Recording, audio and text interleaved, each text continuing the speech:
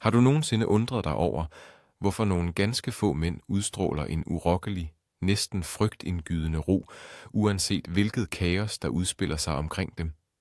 Mens gennemsnittet af mænd lader sig kaste rundt af andres krav, meninger og dramaer, står denne lille elite fast som bjerge i stormen. Du tror måske, det handler om at have færre problemer. Du tager fejl. Forskellen ligger i en brutal sandhed. De ved præcis, hvad de under ingen omstændigheder må give væk. I dag skal vi tale om de 5 ting, du aldrig må give til andre. Aldrig. Selv hvis de beder om det. Selv hvis de tigger. Selv hvis det er folk, du anser for at være tæt på dig. Det vi skal gennemgå nu, er ikke konventionelle råd om at være en flink fyr. Det er ryggraden i moderne, ufiltreret stoicisme. Det er strategier for den mand, der ønsker at genvinde sin suverænitet. Mange vil finde disse principper for hårde. Men du er her, fordi du har indset, at den bløde vej kun fører til mangel på respekt. Lad mig stille dig et spørgsmål, inden vi begynder. Hvor mange gange i den forgangne uge har du sagt ja til noget, hvor hele din krop i virkeligheden skreg nej? Skriv dit svar i kommentarerne, mens vi dykker ned i det første punkt. Vi lever i en fuldstændig nådesløs tidsalder. Verden omkring dig er designet til at udtrække din energi. Dine kolleger, dine venner, samfundet og endda dine nærmeste relationer trækker konstant i dig. De vil have din tid. De vil have dine reaktioner. De vil have dig til at tilpasse dig deres forventninger. Gennemsnitsmanden bukker under for dette pres. Han tror fejlagtigt, at det at være en god mand betyder, at man skal være ubegrænset, tilgængelig og følelsesmæssigt formbar. Han tror, at kompromis er vejen til anerkendelse, men sandheden er stik modsat.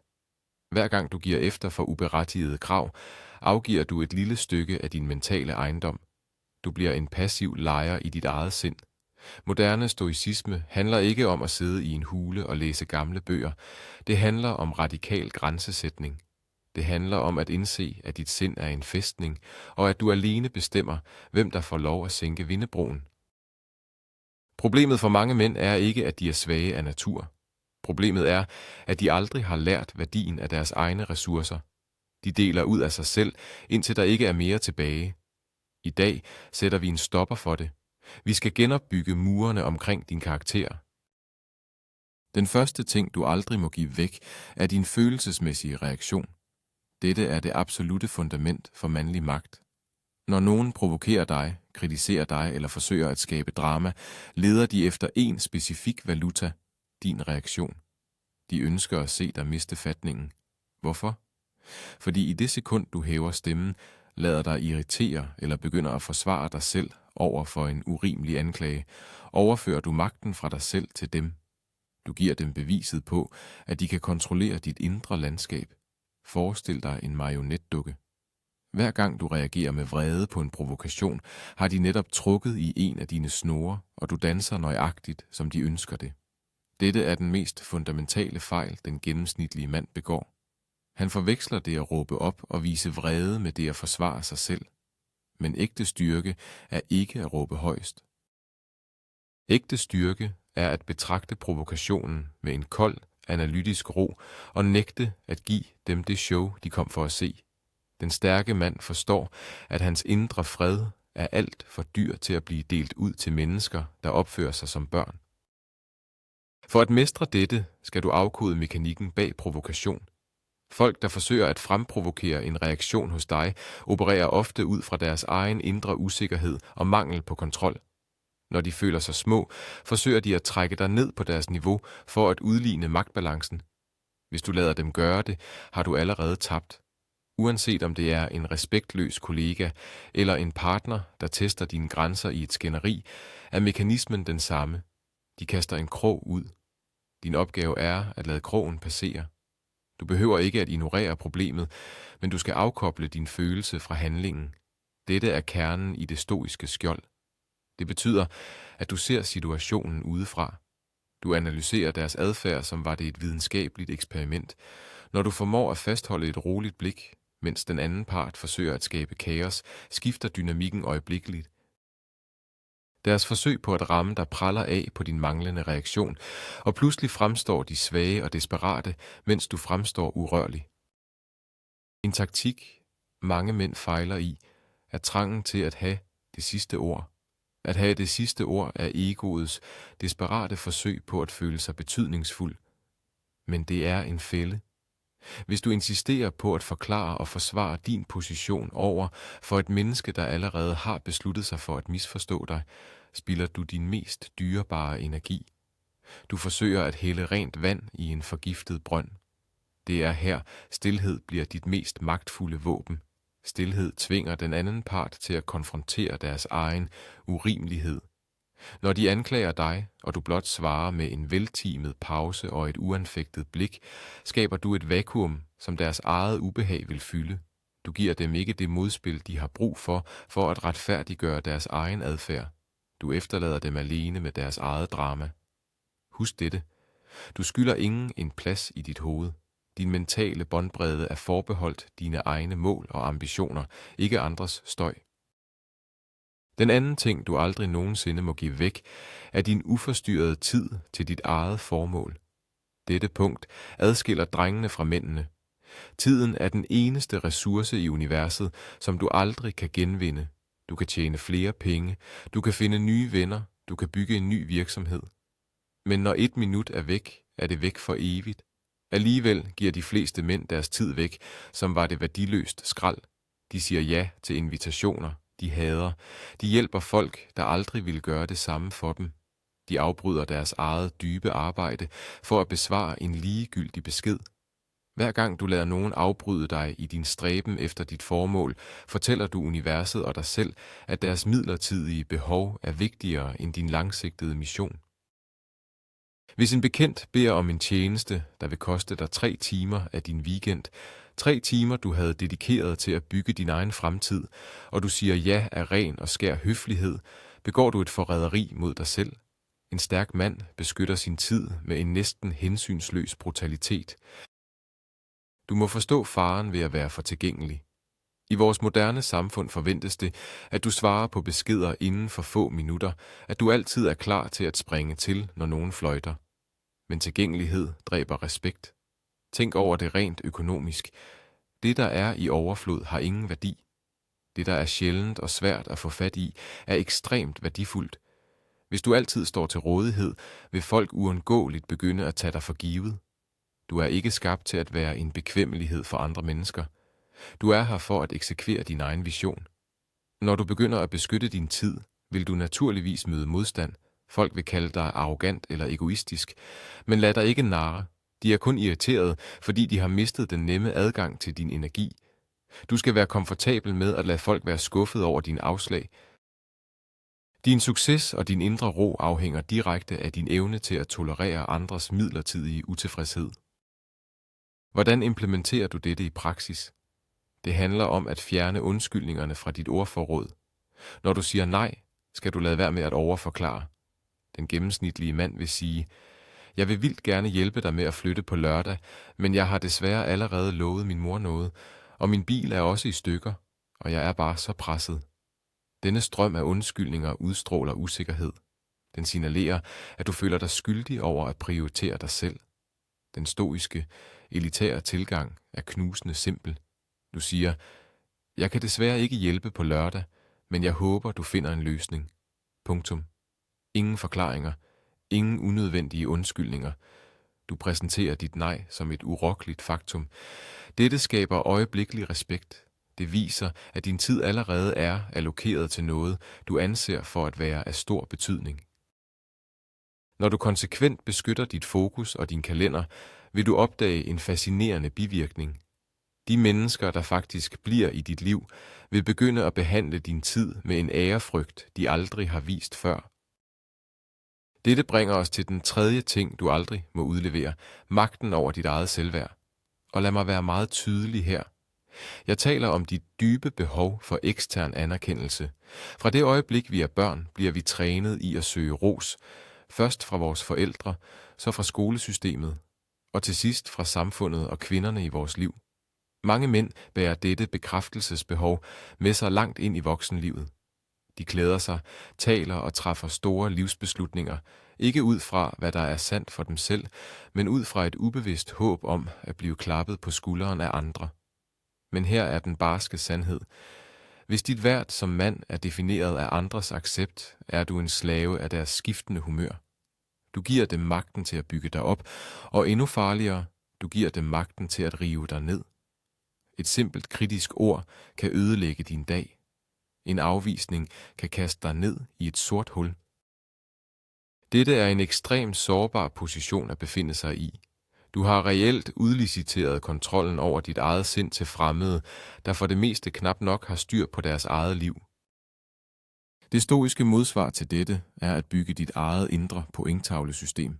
En mand med intellektuel overlegenhed og sand karakter vurderer ikke sig selv ud fra mængden af bifald. Han vurderer sig selv ud fra, hvor tæt han lever i overensstemmelse med sine egne principper. Han stiller sig selv spørgsmålet: gjorde jeg det rigtige baseret på min egen kodex? Hvis svaret er ja, er andres mening fuldstændig irrelevant. Når du overdrager ansvaret for dit selvværd til andre, tillader du dem at afpresse dig følelsesmæssigt. De vil forsøge at få dig til at ændre kurs ved at trække deres anerkendelse tilbage. Men når dit selvværd er genereret indefra, bliver du immun over for manipulation. Folk kan rose dig, og du nikker høfligt uden at lade det stige dig til hovedet. De kan kritisere dig brutalt, og du kigger på dem med en mild undren, uden at lade det trænge ind under huden.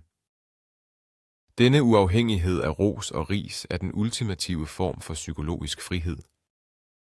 Mange mænd forsøger desperat at bevise andre, at de tager fejl. Hvis nogen undervurderer dem, bruger de enorm energi på at overbevise dem om deres værd. Dette er endnu en måde at give magten væk på. Hvorfor overhovedet bekymre sig om en andens forkerte opfattelse af dig? Løven bruger ikke sin tid på at forsvare sig over for fårene. Den eksisterer blot i sin magt. Når du føler trangen til at forklare dig selv over for en person, der tvivler på dig, så stop op. Spørg dig selv: hvorfor har jeg brug for, at lige netop denne person anerkender mig? Sandheden er, at sand selvtillid er stille. Den er selvforsynende. Den behøver ikke at annoncere sig selv, og den har bestemt ikke brug for at forsvare sig. Næste gang nogen forsøger at definere din værdi eller sætte dig i en boks, så giv dem det privilegium at tage fuldstændig fejl. Dit job er ikke at ændre deres mening. Dit job er at fortsætte med at bygge dit liv med en så nådesløs disciplin, at resultaterne i sidste ende taler for sig selv, og til den tid vil deres mening alligevel være ligegyldig. Den fjerde ting, en elitemand aldrig afgiver, er sit inderste kompas, sine fundamentale værdier og grænser. Vi har alle personlige principper, ting vi ved er rigtige eller forkerte for os. Men under pres, særligt under socialt pres, eller i forsøget på at fastholde en relation, begynder mange mænd at gå på kompromis med disse principper. De tolererer adfærd, de inderst inde foragter. De accepterer mangel på respekt, små løgne, manipulationer eller upålidelighed. De siger til sig selv: det er bare denne ene gang. Men lyt nøje. Et kompromis med dine fundamentale værdier er aldrig bare en indgangsforeteelse. Det er et læk på skibet. Hver gang du lader nogen overskride en grænse uden konsekvens, udvisker du linjen i sandet. Du sender et klart signal til omverdenen og til dit eget underbevidste sind. Mine principper er kun til forhandling, hvis det bliver ubehageligt. Dette er den direkte vej til at miste al respekt for dig selv. Og hvis du ikke engang respekterer dine egne grænser, hvorfor skulle nogen anden så gøre det? Respekt er ikke noget, man beder om. Det er noget, der dikteres af dine grænser. De mænd, der respekteres mest i denne verden, er ofte dem, der har de klareste og mest ufravigelige regler for, hvad de vil acceptere i deres nærhed. Når du tegner en grænse, er det afgørende, at der er en reel konsekvens, når den brydes. Hvis du truer med at forlade bordet, men bliver siddende efter at være blevet disrespekteret, har du netop bevist, at du er en bluff. Den stoiske mand er villig til at miste mennesker for at bevare sine principper. Det lyder hårdt, men det er nødvendigt. Hvis en ven, en kollega eller en partner ikke kan eksistere inden for rammerne af dine kerneværdier, er deres fravær fra dit liv ikke et tab. Det er en opgradering. At miste en person, fordi du stod fast på din standard, er en sejr for din karakter. Det filtrerer automatisk de mennesker fra, som kun var der for at udnytte din eftergivenhed. Det efterlader plads til dem, der faktisk værdsætter stærk integritet. At opretholde disse grænser kræver, at du træner din evne til at tolerere socialt ubehag. Mennesker kan ikke lide, når nogen pludselig rejser en mur, hvor der før var fri passage. De vil kalde dig stivnakket, vanskelig eller urimelig. Dette er blot deres forsvarsmekanisme, fordi de nu skal anstrenge sig for at behandle dig med respekt. Du skal kunne stå i stormen af deres utilfredshed, fastholde øjenkontakten og sige, sådan er mine betingelser. Du vil opdage noget fascinerende. Efter den indledende modstand og brok vil de fleste mennesker rette ind. Mennesker har en instinktiv respekt for dem, der ikke kan rykkes, dem der kender deres eget værd og nægter at sænke prisen. Ved aldrig at give afkald på dine principper for at behage andre, skaber du en solid aura af maskulin autoritet omkring dig. Du bliver en fast bestanddel i en verden, der ellers er flydende og kaotisk. Den femte og sidste ting, du aldrig må give andre, er ansvaret for dine egne fiaskoer. Dette punkt er det sværeste at sluge for de fleste. Det er menneskeligt natur at kigge udad, når tingene går galt. Økonomien er dårlig, chefen er uretfærdig, partneren er urimelig, algoritmen er imod dig. Gennemsnitsmanden elsker at spille offerrollen, fordi det fritager ham for den smertefulde byrde at skulle ændre sig selv. Han giver ansvaret for sit eget liv væk til eksterne omstændigheder. Men i det øjeblik, du peger fingre af andre for dine egne mangler, overdrager du reelt kontrollen over din fremtid til dem. Hvis din ulykke er deres skyld, så er din fremtidige lykke afhængig af, at de ændrer sig. Og lad mig fortælle dig en kold sandhed. De kommer ikke til at ændre sig for din skyld. Verden skylder dig ingenting. Så længe du lader eksterne faktorer være arkitekterne bag din situation, forbliver du paralyseret og magtesløs. Offermentaliteten er det modsatte af stoicisme. Det er frivillig underkastelse. Den sande stoiske mester omfavner radikalt ansvar. Uanset hvad der sker med dig, tager du ejerskab over, hvordan du responderer. Selv i situationer, der åbenlyst ikke er din skyld, er dit næste træk altid dit fulde ansvar. Blev du forrådt af en forretningspartner? Det er ikke din skyld, at han var uhæderlig, men det var din fejl at stole blindt på ham og mangle ordentlige kontrakter. Tog du en forkert beslutning i dit liv? Kig på den, analyser den uden selvmedlidenhed, og anerkend, at du alene stod ved roret. Denne ændring i mindset er utrolig magtfuld. Når du stopper med at fordele skyld, og i stedet tager det 100% på dine egne skuldre, sker der noget paradoksalt. Smerten ved fiaskoen erstattes af en overvældende følelse af kontrol. For hvis du var i stand til at skabe dette rod, betyder det logisk set også, at du har magten og evnen til at rydde det op. Du forvandler dig selv fra passiv iagttager til den absolute skaber af din egen virkelighed. Denne ansvarsfølelse spreder sig til alt, hvad du gør. Den forhindrer dig i at klage. Mænd, der klager, udstråler inkompetence og svaghed. Når du nægter at give skylden videre, fordamper behovet for at brokke sig. I stedet for at samles med taberne omkring kaffemaskinen, for at snakke om, hvor uretfærdigt alt er, lukker du munden, trækker dig tilbage og udtænker en strategi for, hvordan du overvinder forhindringen. Forestil dig respekten fra omgivelserne, når en krise rammer, og mens alle andre mister forstanden og peger på hinanden, træder du roligt frem og siger, dette er min afdeling, jeg tager ansvaret, her er planen for at fikse det. Det er her, lederskab bliver født. Du tiltrækker muligheder og mennesker af høj kvalitet, netop fordi du aldrig tillader dig selv at være offer for dine omstændigheder. Du bærer din byrde i stilhed og med værdighed. Lad os nu samle disse 5 elementer i et holistisk billede af dit nye selv. Tænk over den mand, der ikke lader sig provokere til vrede. Tænk over den mand, der nidkært bevogter sin tid for at forfølge sin egen mission. Tænk over manden, der overhovedet ikke behøver din anerkendelse for at kende sit eget værd. Manden, hvis principper står som støbte fundamenter af stål, uanset hvor meget det stormer. Og endelig, manden, der tager absolut, urokkeligt ansvar for alle aspekter af sin eksistens. Denne mand er ikke gennemsnitlig. Han tilhører den ene procent.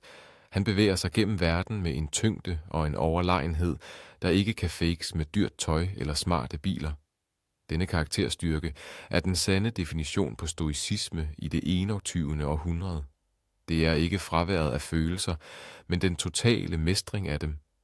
Du er i stand til at føle vrede, tvivl og frygt ligesom alle andre. Forskellen er blot, at du nægter at lade disse følelser diktere dine handlinger, eller lade dem falde i hænderne på dine fjender. Husk, at dette er en daglig praksis. Hver eneste dag vil samfundet teste dig. Hver dag vil nogen forsøge at stjæle din tid, lokke en reaktion ud af dig eller overskride en af dine grænser. Det vil ikke ske i dramatiske opgør, men i små, subtile øjeblikke. Den kollega, der beder dig om at dække over sin fejl. Partneren, der afprøver dit temperament med en spydig kommentar. Bekendtskabet, der forsøger at pålægge dig sine egne problemer og dræne din energi. Dit forsvar skal være oppe hele tiden. Det betyder ikke, at du skal være paranoid eller lukket af for kærlighed og venskab. Tværtimod. Det er først, når dine mure er stærke og intakte, at du for alvor kan være en solid støtte for dem, der rent faktisk fortjener din tid og energi. En konge med en svag fæstning kan ikke beskytte sit folk. Din mentale robusthed er ikke kun en gave til dig selv. Det er fundamentet for, at du kan beskytte, lede og elske din familie og dine loyale allierede. At mestre dette kræver disciplin, og du vil falde i undervejs. Du vil få dage, hvor du mister besindelsen. Du vil få dage, hvor du siger ja til ting, du burde have afvist. Når det sker, må du ikke lade selvhadet tage over. Stoicismen straffer ikke fiasko, den analyserer den. Hvis du fejler, evaluerer du nøgternt. Hvorfor lod jeg paraderne falde? Hvordan sikrer jeg, at det ikke sker igen i morgen? Dette er forskellen på at lide under livet og på at lære af det. Hver gang du opdager dig selv i færd med at give din magt væk, har du muligheden for at trække vejret, samle dig selv og genindtage din position. Det er en konstant genkalibrering. Med tiden vil den stoiske reaktion blive din standard. Dit nervesystem vil omkode sig selv. Der, hvor du før mærkede panik og vrede, vil du i stedet mærke en iskold, knivskarp klarhed. Spørg dig selv seriøst. Hvem er du lige nu i dit liv? Er du passageren, der lader vind og vejr bestemme retningen, som konstant reagerer på det ydre miljøs stimuli? Eller er du kaptajnen, der holder hænderne fast på roret, uanset hvor høje bølgerne bliver? Magten skifter hænder i præcis det øjeblik, du beslutter dig for, at nogle ting inde i dig simpelthen er for dyrebare til at blive delt med verden. Du må forstå, at de ting, du holder tilbage fra andre, er netop det, der gør dig værdifuld. Det, at du er selektiv med din tid, gør din tilstedeværelse til en belønning. Det, at du ikke reagerer følelsesmæssigt, gør dine sjældne, gennemtænkte ord ufatteligt magtfulde. Det er loven om knaphed anvendt på din egen psykologi.